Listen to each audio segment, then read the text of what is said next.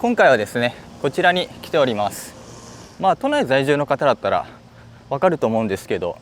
東京国際クルーズターミナルですね。で、今は中国での動画が続いていると思うんですけど、一応以前まではですね、日本に寄港した外国艦も紹介していたので、今回は久々に外国艦を見ていこうと思います。ちょっと海外に行っててなかなか見れてなかったっていうのもあるんですけど、今年は去年に比べて、去年はですね、プリンス・オブ・ウェールズが来てだいぶ盛り上がったんで、それに比べると今年は少し寂しいですね。今回東京に寄港しましたのは、国旗があるのでわかると思いますが、シンガポール海軍ですね。シンガポール海軍のフォーミダブル級フリゲートのステッドファストになります。で、今回は一般公開もあるということで、この後ですね、乗艦した際の様子もお届けしようと思います。で、まずシンガポール海軍の戦力なんですが、主力であるこのフォーミダブル級フリゲート6隻をはじめ、主要艦艇の数はおよそ30隻になります。現在シンガポールではドイツ製の潜水艦インビシンブル級潜水艦が2隻就役していますが、今後さらに4隻を導入する予定で、水上戦闘艦に関しては省人化、無人機運用能力を図った排水量8000トン級のタニム戦闘艦ビクトリー級を6隻導入する予定だそうです。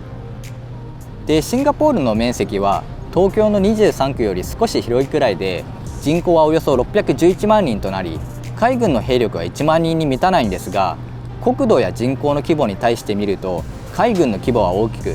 さらにですね、装備は高性能と東南アジアではトップクラスの海軍力になります。で、日本の海上自衛隊や諸外国の海軍は領海や海洋権益などを外敵から守るのが主任務ですが、シンガポール海軍はですね、単に領海を守るだけでなく、シンガポールの海上交通路の安全と自由を保つことも重要任務としています。これにはですね、シンガポールの地政学的、経済的な理由がありまして、シンガポールは上海に次ぐ世界第2位のコンテナ港を有し、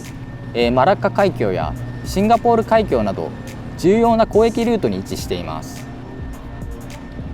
マラッカ海峡とシンガポール海峡はインド洋と太平洋を結ぶ最短ルートとなっており、年間約10万隻の船舶が通航するそうです。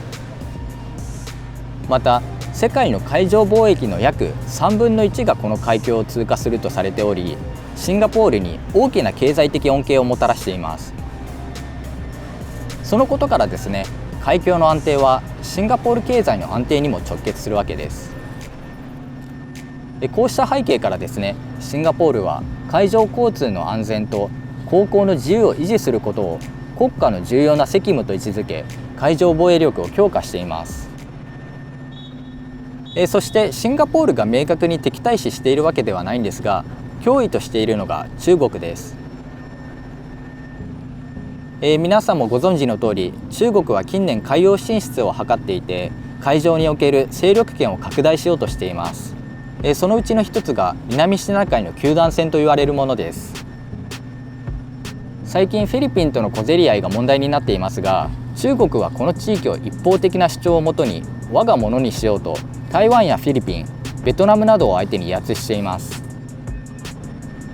シンガポールはですね、この地域の不安定化や中国の支配によって航行の自由が制限されることを非常に危惧しています。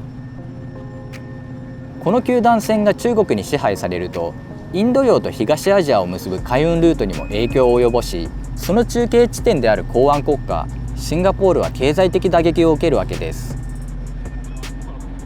そのことからですね、シンガポールは中国の影響力拡大を警戒していて、経済面では中国との関係を維持しつつも、安全保障面ではアメリカの存在が地域の安定につながると考えていることから、アメリカとの関係を重視しています。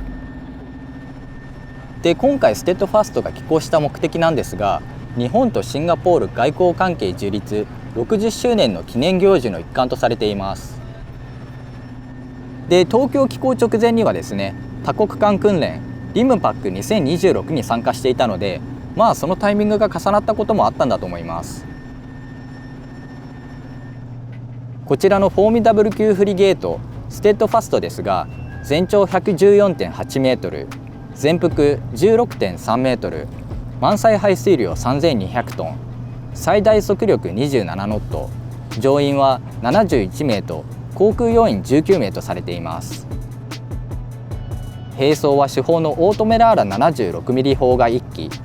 遠隔操作式の 25mm 機関砲タイフーン2機、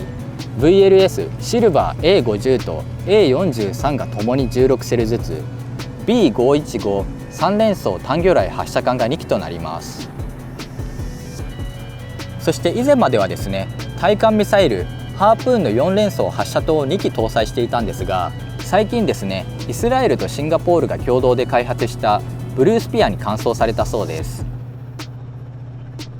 このブルースピアの射程は290キロを超え、ハープーンの射程を大幅に上回る能力を持っています。で、この環境上部の形状、そして長いマストが特徴的ですが、フランスのラファイエット級フリゲートを原型としているそうです。2番艦以降はですね、シンガポールで建造され、ステッドファストは3番艦として2008年に就役しました。で、このステッドファストという艦名なんですが、不屈とか、揺るぎないとか、そういう意味があります。それではですね、解説はこの辺までにして、乗艦していきたいと思います。さて、これから乗艦していきたいと思います。こんにちは。モーニング、こんにちは。モーニング。みんな笑顔ですね。笑顔で出迎えてくれます。艦載機として、S70B、ヘリコプターですね。いわゆるシーホークですね。シーホークが運用されているそうなんですが、今はないですね。格納庫を抜けまして、次は艦の中部あたりですかね。ここにブルースピアがありますね。これが、今回の最大の見どころだと思います。おそらくブルースピアは公に公開されるのは初めてだと思うんですよね。で、開発国の、シンガポールとイスラエル以外にエストニアで地上発射型が運用されているそうです。さて、これから、環境の方かな、環境の方に行きたいと思います。ここが環境ですね。やっぱり室内なので涼しいですね。ここから VLS が見えますね。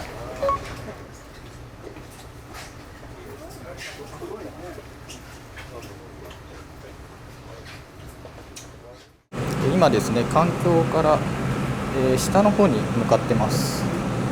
ちらはコントロールルームですね。一応撮影禁止とは書いてあるけど、撮影していいみたいですごく寛容的ですね。ここが厨房ですね。こちらにはメニューがあります。朝は5時から、夜食の10時までやってるみたいですね。随分朝早くからやって夜遅くまでやってるんですね。ここが食堂ですね。ここには今回のスケジュールが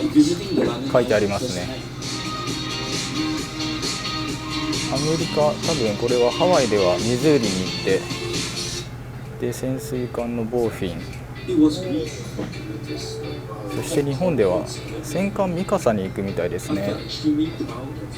さて、甲板の方に戻ってきました。満載排水量3000トン級だけど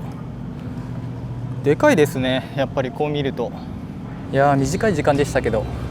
シンガポール海軍のステッドファストのクルーたちがあったかく歓迎してくれたんで、すごく充実した見学でしたね。いやー、楽しかったな。久々だったんでね、外国艦のこの艦内見学っていうのは。ここまでいろいろ用意してくれたシンガポール海軍に本当に感謝ですね。